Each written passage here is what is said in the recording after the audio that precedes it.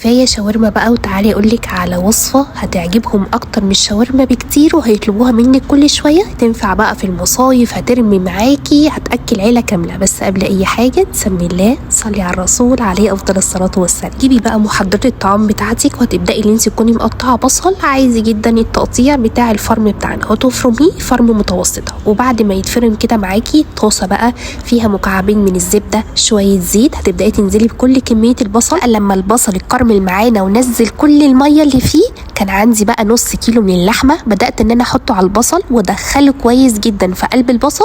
وبعد كده سبته على نار هاديه يستوي، وغطيت غطا الحله بتاعي. وبعد كده بقى جبت تشكيله من خضار عباره عن فلفل الوان وطماطم وحزمه بقدونس، قطعيهم تقطيع صغير جدا.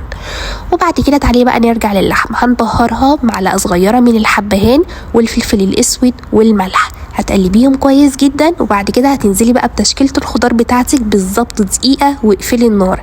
هاتي بقى فينو، هاتي عيش بلدي اللي انت تحبيه، ابدأي حطي الشاورما بتاعتك عليها معلقه من الطحينه، شويه فرايز، وهتاكلي احلى اكله صيفيه تنفع للنوادي والحدايق والمصايف زي ما انت عايزه، بألف هنا وشفا.